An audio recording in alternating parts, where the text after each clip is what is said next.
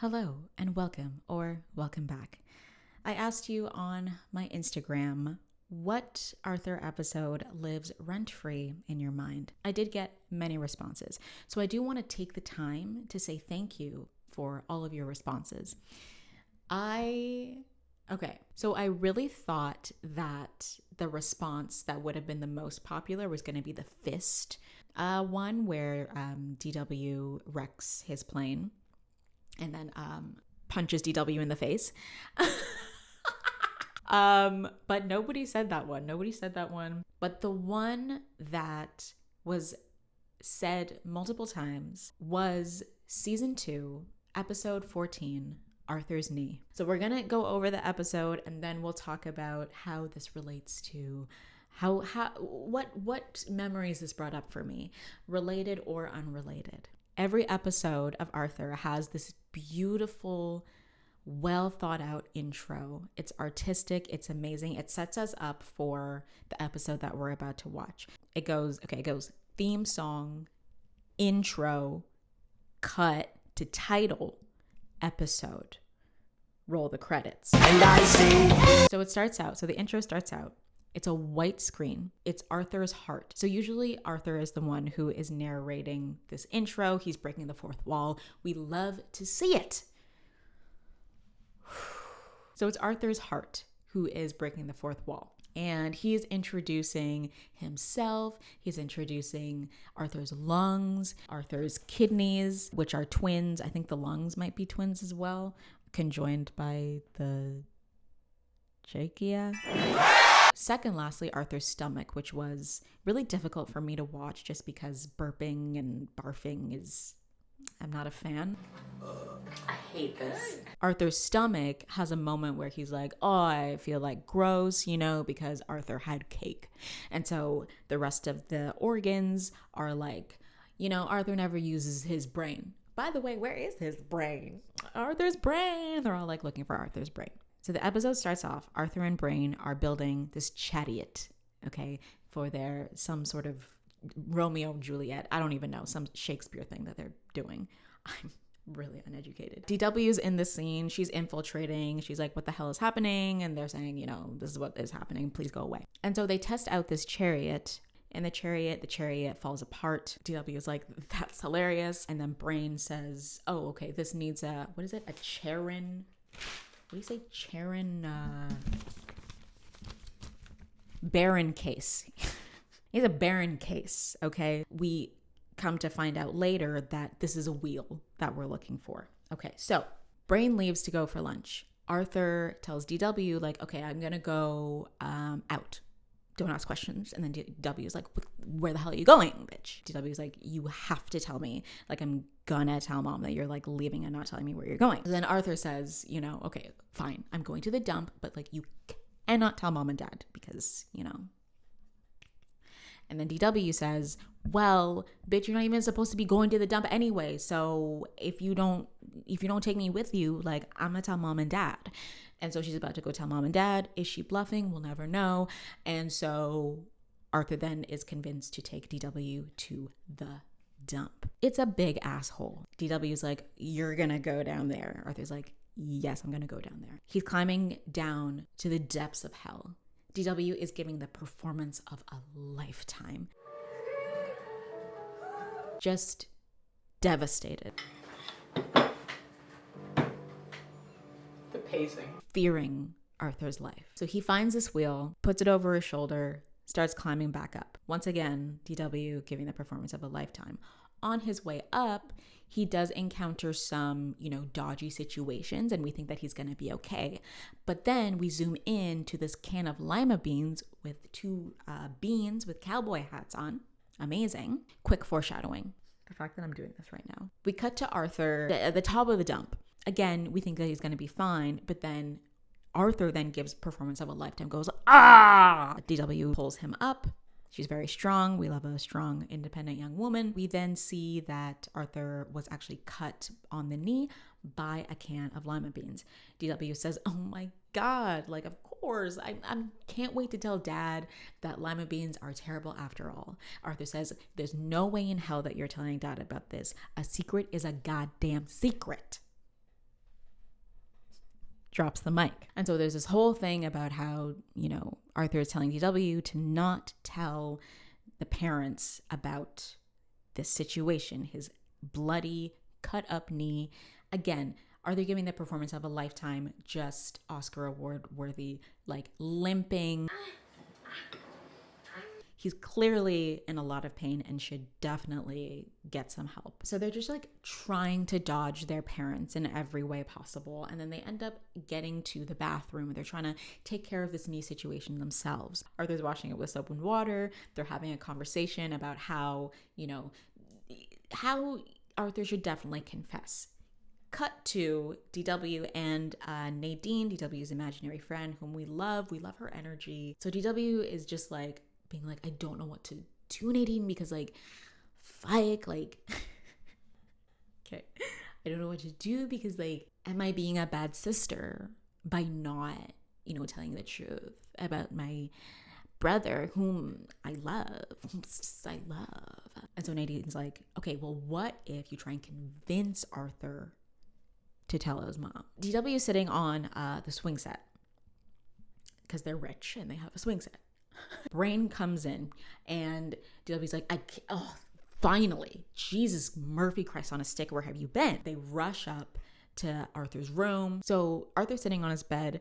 Brain is like about to inspect what is happening, about to examine what is happening. As Arthur is pulling up his pants, it gets a little bit caught on his knee, and he once again gives his Oscar award-winning groan.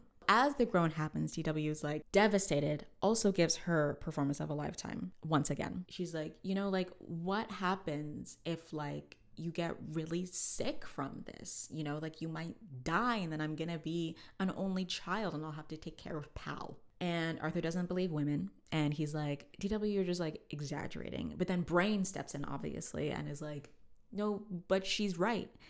And then we get into this, the most terrible scene on Arthur, very close to the violent scene.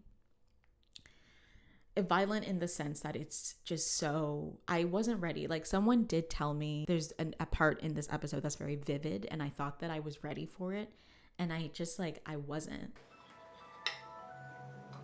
So your skin is on your body's. It was so bad.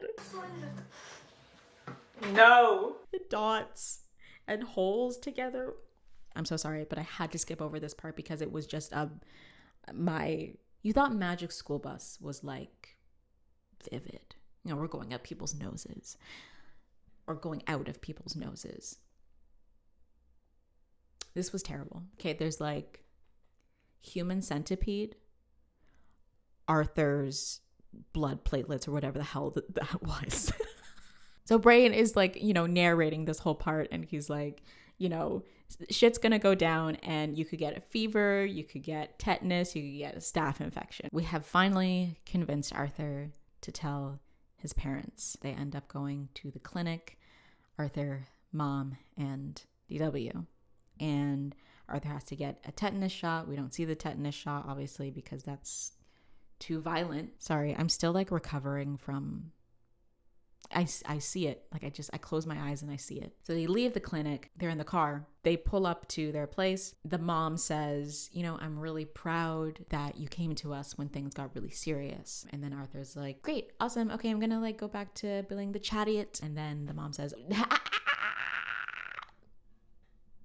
bitch, you grounded. So he gets grounded. Moral of the story is make sure that you tell your parents or you tell someone close to you when something's wrong. Okay? I know it's really scary.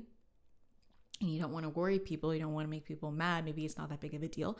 But what if it is something bad? No. So there's this one time that so there might be one or two people who were there when this situation happened who might be watching this video right now. To you, I say hello and I miss you. We were 11, some of us 10. We were in our friend's basement.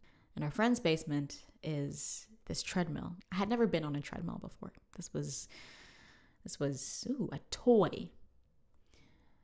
So what had happened was we all were hanging out, and then we decided, so me and this one other friend, to go on the treadmill. And so we're walking on it. It's on, we're using it together as friends too. And then I thought it was going to be really, really funny if I sped up the speed. And so at the time, once again, this is my first time on a treadmill. I don't know how treadmills work. I'm 11.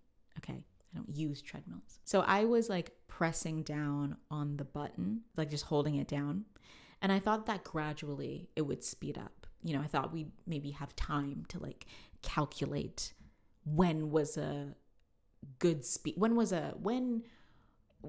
a funny speed. But then it turned out to be a dangerous speed very quickly, immediately. And so my friend says, okay, Tiffany, it's like going too fast. It's like, this is not funny. Turn it off. I don't know how to turn it off. I don't know how to turn it down. I'm stupid and I'm 11. And so eventually we can't keep up. So we go flying off of the treadmill, like many of the videos that you've seen and laughed at on the internet. My friend has minor injuries, minor scrapes. I thought I was fine, but then there were many spots on my body where my skin actually ripped off, and you could see the pink tissue of the inside of my body. Obviously, I don't want to tell anyone about this. I'm so ashamed and embarrassed that I'm, this 11 years old is like, it's a weird age because you still want to like play tag at recess, but you're also like going into middle school, right? So this is just like a weird time where I'm like, I guess I should have known better, but also like, I'm just baby. So my sister's picking me up. She's 12 years older than me. I get into the car. She's like, you're so fucking stupid. We get home. Somehow my parents find out. They can't even look at me. There's a bathtub with soap and salt waiting for me. They say, strip down. I strip down. I'm like the most vulnerable. Like, I have no skin on me. Okay, I have skin on me, but just like some of it's gone. And I'm naked now. I'm 11 years old. I don't want to be naked in this vulnerable state in front of my parents. And so they're just like aggressively just like washing me. When I got to school on the Monday, I was a mess. I think I went to the doctor and they put gauze on my parts, and I was like limping and it sucked. There was one boy who asked to see my wound, and he said that it looked like I got shot. So, and I still have a scar from that. So I'm gonna end that there. Thank you so much for watching. Thank you so much for being here. Please let me know, the next Arthur episode that you want me to watch, because I think I found a website that actually is not going to get shut down anytime soon. PBS Kids won't be like, shit, track it down, take it down. So that's exciting. And it was a real pleasure to watch one of my favorite TV shows again. So thank you so much, and I'll see you next time. Bye.